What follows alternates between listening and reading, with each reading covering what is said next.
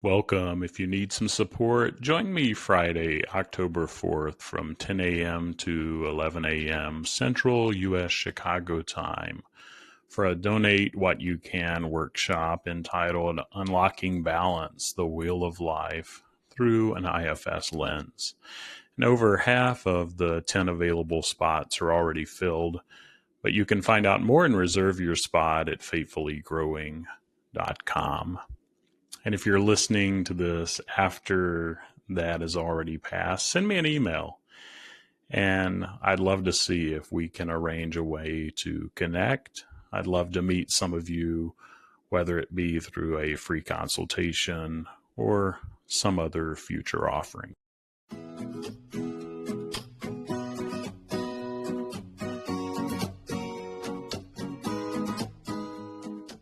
Welcome back to IFS Meditations and Insights. I'm Tim Fortescue, your guide on this journey, here to help foster spiritual wholeness and healing through an internal family systems lens. In this compassionate space, we aim to dive into self-discovery and inner knowledge. I truly believe that when we accept all parts of ourselves, we're able to experience deep love and live more fully. I'm thankful to be part of your path to inner peace and sacred connection. So settle in, open up your heart and mind, and let's begin another episode.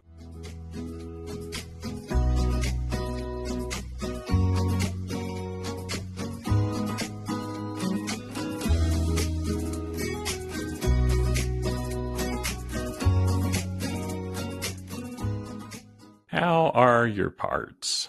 I know since I was with you last, I took a trip to South Carolina, the southern part of the United States. For those of you who may not be aware where I grew up, spent the first 20 years of my life, and went there to officiate a niece's wedding. And it was the first time that several of my kids had been there. It had been over 10 years that I had been there, and just going there, still continuing to process my parts and the parts of me that are younger, that really relate to that location, to that land. And so just trying to be gentle with myself and to stay curious to those younger parts of me that may have been stirred up, and some, it may have been a while. And so be aware of your parts, and particularly what we're going to talk about today is in specific patterns or situations in your life where they may show up more than others. And I'm going to be aware of is when I visit places where I grew up, to be more aware of the parts that come up for me, because there are definitely some patterns there. And so stay curious and be gentle with your parts. I'm telling this to myself because we're all doing the best that we can. And today, as I mentioned, we're going to dive into something that I've been thinking about as a result of what I just shared, among other life instances, but those recurring patterns in our lives. And we've all got them, right? Certain behaviors or thoughts that keep showing up, even when we try to change. And sometimes, no matter how much we work on ourselves, it feels like we're stuck in a loop. Today's episode is about recognizing those patterns and getting curious about the parts of us that show up in them, and working with those parts and that curiosity and compassion to create a more meaningful change so that we can get out of that loop when it's appropriate. And whether you're familiar with internal family systems or you're just starting to explore it, I think you'll find today's content helpful. So let's take a deep breath and get comfortable and dive in. And recognizing the patterns in your life. And patterns are a funny thing. I think a lot of us go through life without really noticing them at first. We might recognize that we keep getting into the same kinds of situations or feel stuck in the same kinds of emotions, but it's hard to put our finger on why. And I get that. It's not always obvious. For me, one of the most persistent patterns in my life, and I mentioned it last time, it's overworking or obsessing about certain things. And like I said, I know I've mentioned this in past episodes, but it's one of those things that keeps coming up for me. There's this part of me that I call the taskmaster that just never seems to be satisfied. No matter how much I get done, there's always more on that to-do list. And honestly, it can be exhausting. I remember one time about 2 years ago, things got really out of hand. My coaching practice was growing. I was working on developing new resources for clients, running some workshops, and on top of that, trying to be present for my family. The taskmaster part of me was pushing me hard, really hard. And I was staying up late at night to squeeze in extra hours wherever I could and running on pure adrenaline at times. On the surface, everything seemed fine. I was getting a lot done. I was productive, but my personal health, my family was lacking. And the attention that I needed to give there was lacking. And underneath, I was burning out. And my wife and family, as usual, could see it before I could and asked me to take breaks, to rest, but I just couldn't turn it off. And it wasn't until I started feeling physically run down, headaches, fatigue, that I had to admit that there was a problem. And that's when I really started to pay attention to this pattern. It wasn't just about work. This pattern of constantly doing, constantly producing had been with me for as long as I could remember. And it's still with me. I have to consciously take a break, put off work, knowing that things are never going to be done. And some of this boils down to me having some ADHD. And so being cognizant of that, trying to understand myself, help others understand, and it's in getting curious about those parts that has led and continues to lead to more growth for me. So let me ask you, what patterns do you notice in your life? What behaviors or thoughts keep recurring for you? Maybe it's overworking like me. Maybe it's procrastination. I can relate to that part too. Avoiding conflict or getting stuck in self-doubt. Whatever it is, take a moment to think about it. What behaviors or thoughts keep recurring in your life? And once I started to notice this pattern of overworking, the next step was figuring out which parts of me were responsible for it. Once I started to notice this pattern of overworking, the next step was figuring out which parts of me showed up during that time of obsessing and overworking.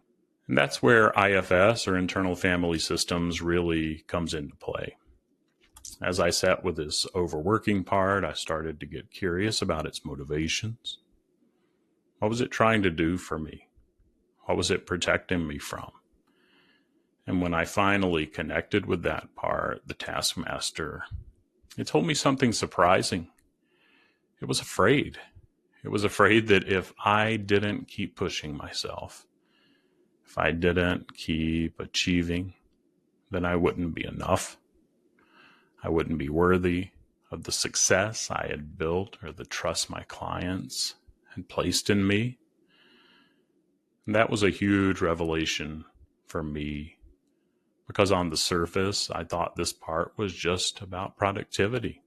But underneath that, it was driven by fear and the need for validation. That's what IFS teaches us.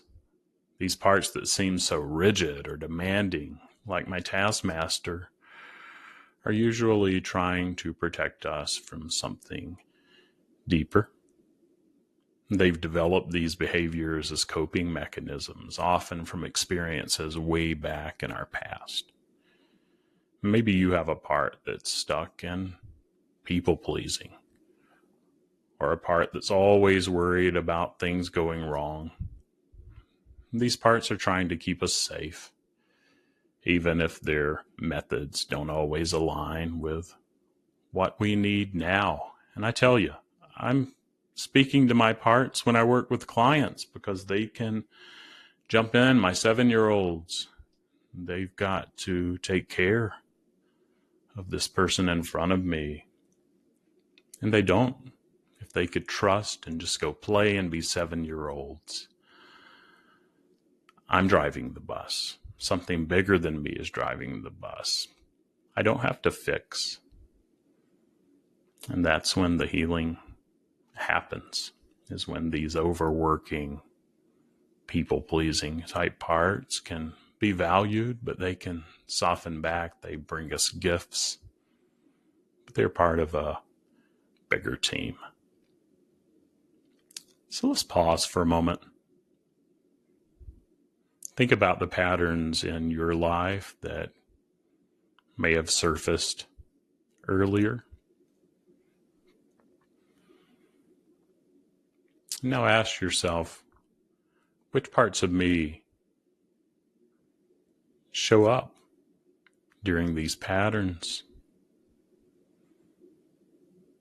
What are they trying to protect me from?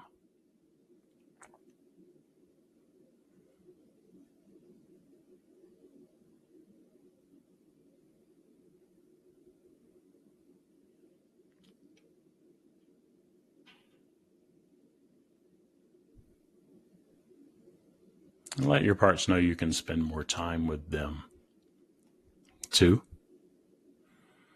But once we've identified the parts that show up in our patterns, the next step is learning how to work with them. And this is where the magic happens. But it's also where we need to slow down and approach with compassion. One thing I've learned over the years is that these parts don't respond well to force. And that's where, when my helper fix-it parts even jump in with my own work or in a session, they're wanting the best, but it doesn't usually come out the way they want. But if they can soften back, they're often surprised at the bigger team they're a part of and where the healing can happen. And I tried for a long time to fix my overworking part. I thought if I could just will myself to rest, to slow down, I'd be fine. But it didn't work. It wasn't until I started approaching that part with curiosity and compassion that things really began to shift. Instead of trying to shut it down, I began to ask it questions. What do you need? What are you afraid will happen if I rest? And as I mentioned earlier, it revealed its deeper fear, this belief that I wasn't enough if I wasn't constantly producing. And over time, I began to build a relationship with that part and continue to acknowledge it and build a relationship today. I've reassured it that my worth wasn't tied to my productivity. I started to give myself permission to rest. Now that part still shows up sometimes. I don't think it'll ever completely disappear, but the difference is that now I can recognize it and work with it in a much healthier way. So as you reflect on your own patterns, I encourage you to approach your parts with curiosity. Instead of getting frustrated with yourself or trying to change the pattern overnight, take some time to sit with your parts. Ask them what they need, what are they afraid of? What do they want you to know? How can you work with these parts to understand and potentially change these patterns? So to wrap things up, For this episode, I want to leave you with this thought. The patterns in our lives don't define us, and neither do the parts that show up in those patterns. These parts are here to help, even if their methods don't always serve us in the best way. By getting curious about them and working with them, we can create real, lasting change in our lives. So this week, I challenge you and me to take some time to reflect on the patterns that are showing up for you. What's coming up repeatedly? Which parts are showing up during those patterns? And how can you begin to approach those parts with curiosity and compassion?